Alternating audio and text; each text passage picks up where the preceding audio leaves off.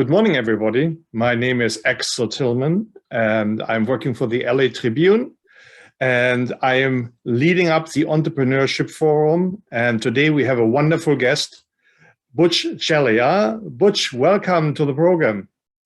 Thank you kindly. It's a pleasure to be here. So tell us a little bit about you.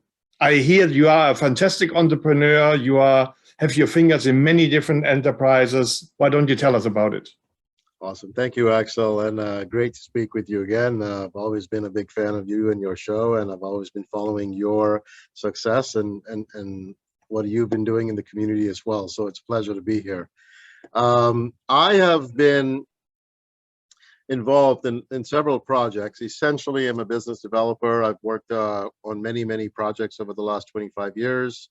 And the way we structure some of those relationships, obviously, is it's a variety of different industries that come to us with their startup ideas, and that's generally the space we work in, is startups of new projects.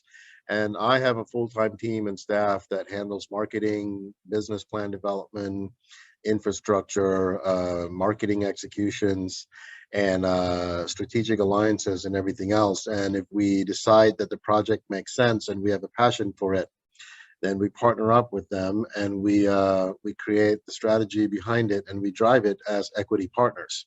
So that's essentially the business that I am in and have been in for the last 2 decades and plus. Oh, that's very interesting. And it's adjacent to my passion. I always call myself the entrepreneur's entrepreneur because I love entrepreneurship. It does so much for the community and the world. That's where the best ideas come to fruition. Now, tell us, what are your latest 2 projects I heard about? Well, I appreciate you asking. So the first project that we have been in development now for just over about a year, exactly 1 year in June. About 2.5 years ago, we started developing essentially a dating app. We did a lot of work and a lot of groundwork in the South, and we were doing about 2 years of market research before we developed this idea to create a dating app that was going to be uniquely different in the space. As you and I both know, there are many dating apps out there, and there really wasn't a need for another one unless it was going to be significantly different. So the app that we created, we appropriately called it UnFiltered. That's UnFiltered, and that's essentially what the brand represents. It is a dating app that is designed to be more of an efficiency social tool. You know, what we found tremendous amount of breakage that weren't exactly working well within the dating app space.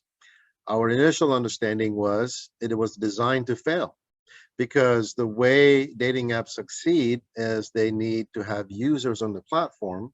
So if the app was designed to be successful, which means a match happens and there's success with that, people get off the app and the community drops.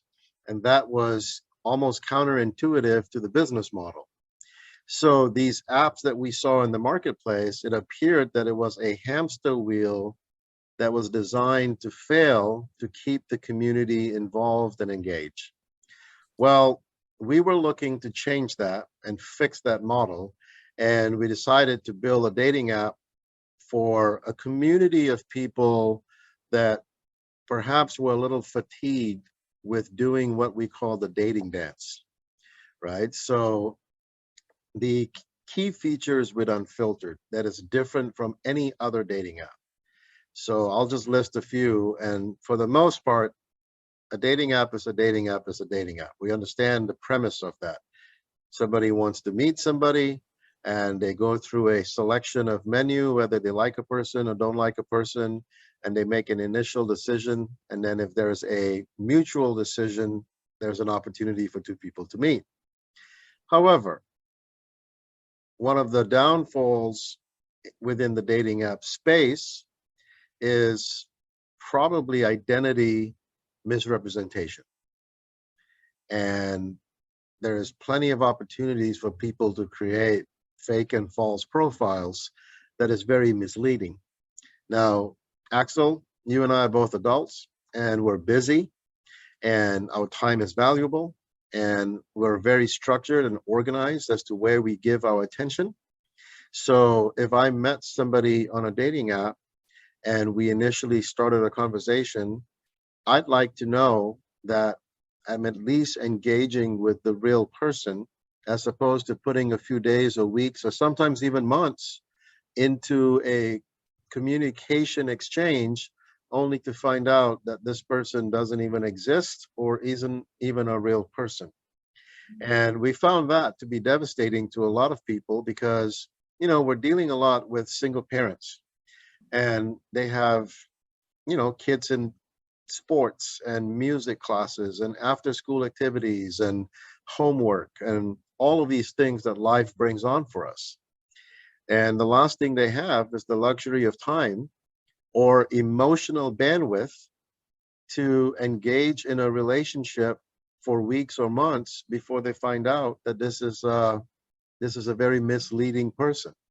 So in the UnFiltered app, all identity profiles are taken live. There's no ability to upload a picture. Now, Axel, you represent very well and you're a very dashingly handsome man, but we would hope, and I know you're not necessarily in the dating space, and congratulations for that too, by the way.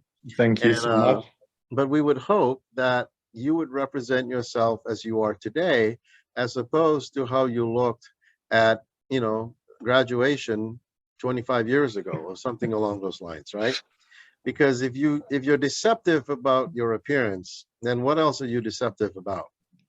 Right. You know, if I'm going to meet you, I'm going to see you.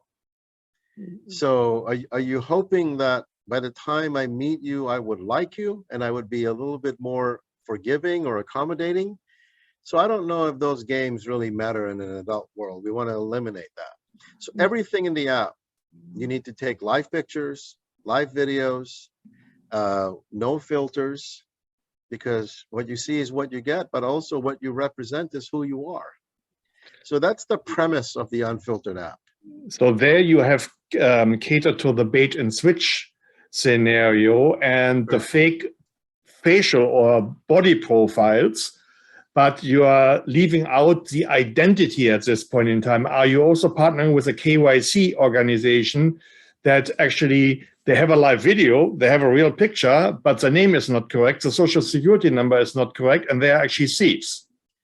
I love that you asked that question. It's almost like you were prompted to do that, but that's perfect. I did my research. So, 300, and just to let you know, 1 in 10 of these profiles on dating apps are catfish profiles. So and the damage occurring, there is no advantage to be a fake profile and meet somebody and then he drops you. If you really want to meet someone, you always go real. But there is a $304 million loss in the US alone through the catfishing, like, oh, I love you, I would love to meet you, and but I don't have the money right now for the ticket. Can you send me some money? That's where the money loss comes in. Yeah. Otherwise, they don't succeed majorly in their catfishing technique. It's pure financial gain.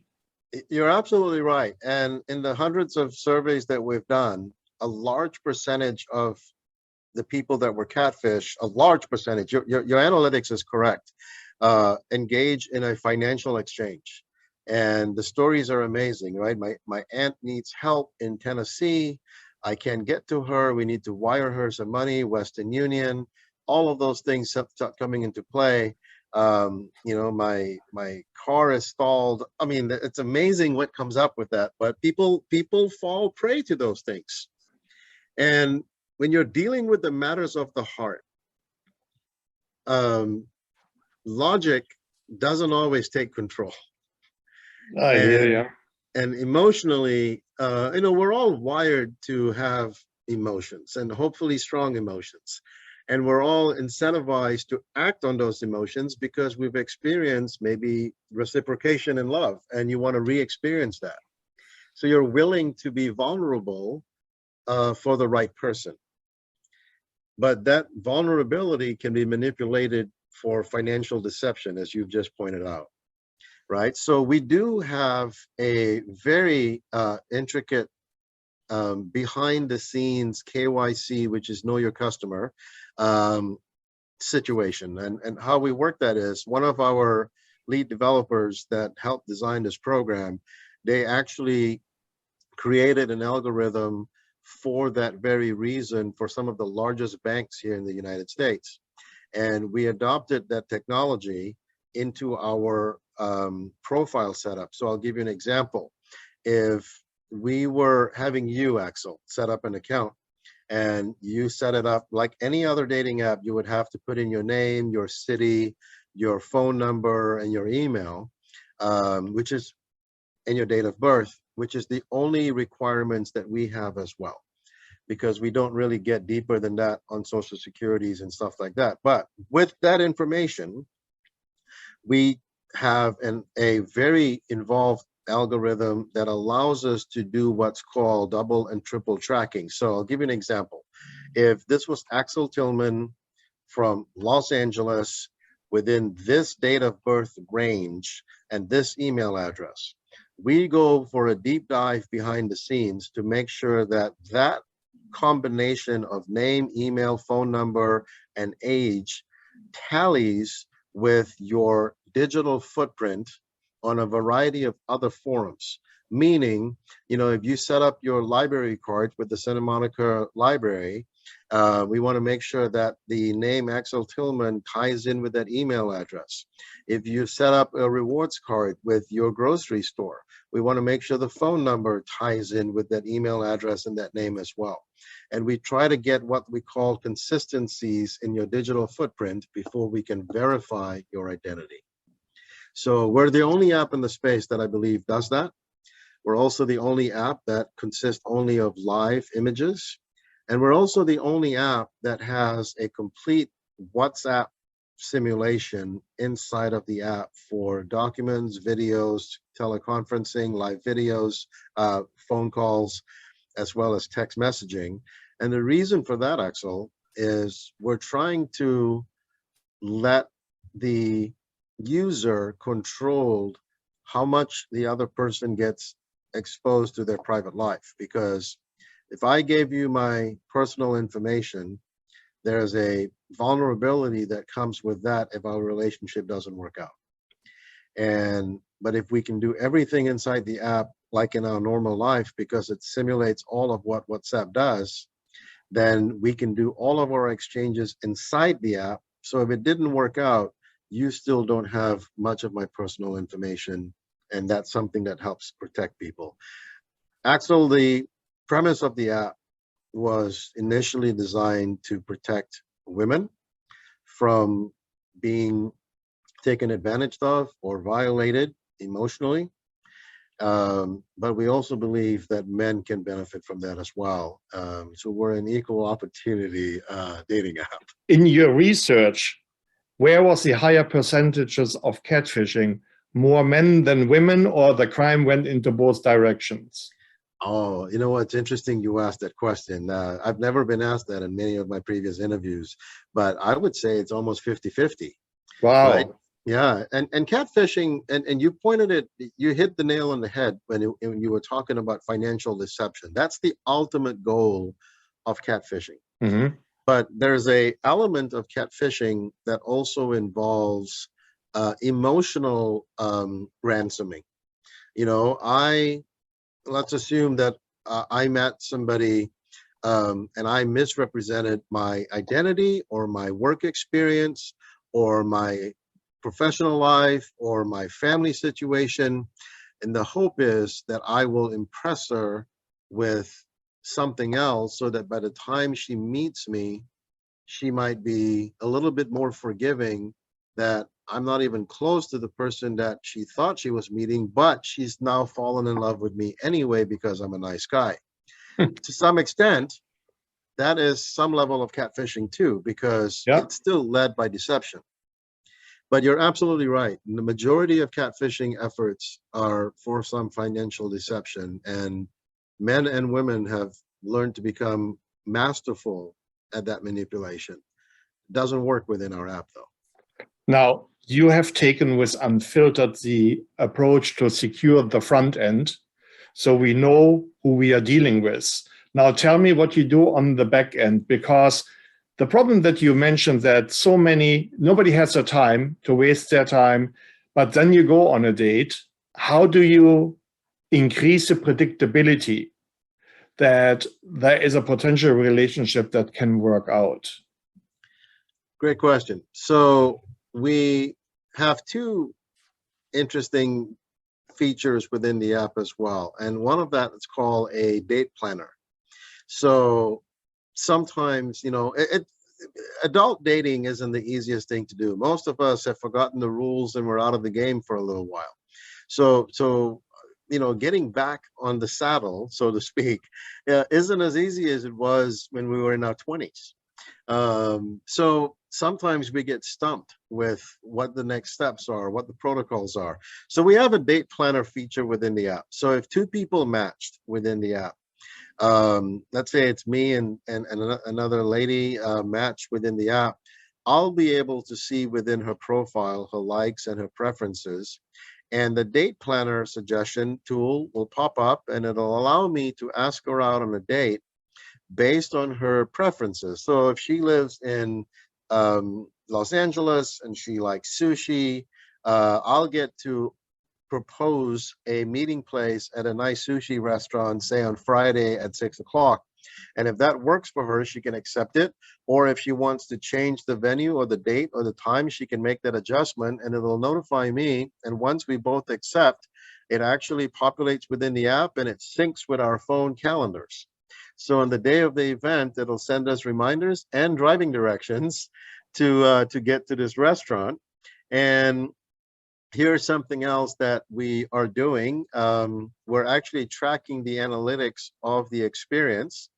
And down the road, there'll be an opportunity for certain establishments, whether it be spas or restaurants or events or concerts, to be able to maybe be featured within the app as well for the business side of it, because we want to talk about profitability as well.